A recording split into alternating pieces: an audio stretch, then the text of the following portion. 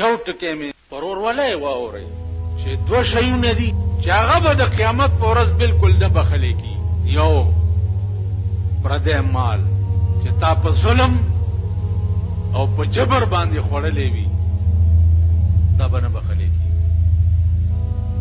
او یو غرور تکبر ځان ته زویل دا به نه بخلې کی.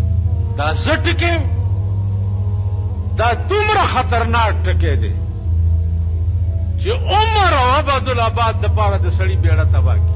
شیطان څومره مشهور شی دی. 6 لکه کاله د خدای عبادت کړو، 6 لکه کاله، او د ملائکو استاد پاتې شوی.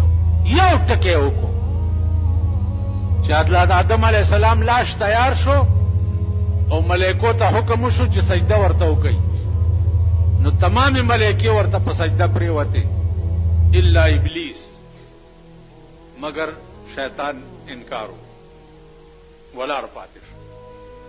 الله ته تپوسو کو چې ما منعک الا تسجد اذ امرتک، چې ما ته حکم وکړو چې سجده وکړه تا ولې ونکړه؟ نو دی ورته په جواب کې وایي چې قال انا ز او دې ته سجده، خلقتنی من نار وخلقته من طین، زه د اور نه پیدا یم چې پاک شه دی او د خټې نه پیدا دی، زه څنګه د ته سجده وکړم؟ خدای وی ښا تا زما په مخ کې دا زه ولې وې؟ الله وی زه خو زه یم، بل څوک دی چې زما په مخ کې زه ووایي شته؟ په سایکل د 500 سیرو چایو یا د 2 سیرو چایو یا د 3 سیرو چایو غوټه را روانه کړي په جمرود نه او د لنډي کوتل نه په 100 روپۍ کوي، باغې پسې کسٹم والا په یو لو ډبل وین کې ګرځي او چې سایکل والا وګوري الا دادې هم کتو د دنیا کڼکا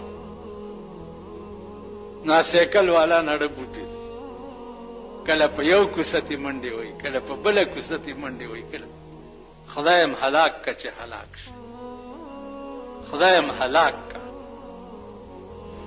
چې هلاک شي. نو تورې چای دي، دا تورې چای بیګاله تاسو سکئ نه چې نن تاسو سمګلینګ جوړ کړی دا څه چل دی؟ وای دا سمګلینګ دی. تاسو یو افسر وخایئ په دې پاکستان کې چې داغه خزه د پاکستان جامع اغوستي شته بنګيږي، یو افسر وخایئ چې داغه خزه د پاکستان جامع اغوستي، یو افسر وخایئ چې هغه د پاکستان جامع اغوستي. په کور کې لوخي وګوره دا د پاکستان لوخي دی، دا ټلویزیون د پاکستان جوړ دی؟ ها د کوم ځای جوړ دی؟ دا سمګلینګ شو کنه شو؟ نو چې ستا په کور کې ټلویزیون سمګلینګ پروت دی، د ایر کنډیشن د کوم ځای جوړ دی؟ د پاکستان جوړ دی؟ د جاپان؟ دا ستا په کور کې لګېدلې دا سمګلینګ نه دی؟ کم چې ستا کور ته راننوځي اسمګلینګ نشو، او چې کوم غریب په وګه کړی او په کرای چا سره وړي هغه سمګلینګ شو. سمګلینګ پاوډر دی، نن پاوډر والا چې تاسو ونیسئ په جیل کې پراته یې مزي چرچی کوي. توبه وباسئ هر وخت، یا الله د خپل گرفت نم ساته، یا الله د خپل قهر او د غضب نم ساته، یا الله مونږ سره د رحم او د کرم معامله کوه. خدای استاد سید سے امتحان تابع نه لګ. الله فرمایي کأنهن الیاقوت والمرجان، دا د جنت حوری به د یاقوت او د مرجانو په شانی په رنگ او په صفای او په خوبصورتۍ.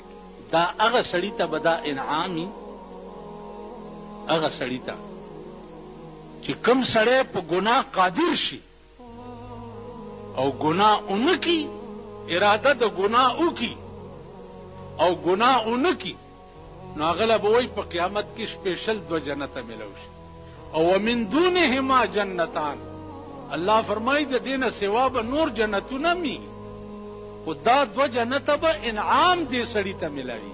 نو عزیزانو گرفت پروردگار عالم چې دی هغه په اراده باندې کی، او په اراده کې بیا علا بکیږي چې ګناه ته وکې ګناه دې ونه کړه نو دا ګناه به لیکلی کېږي.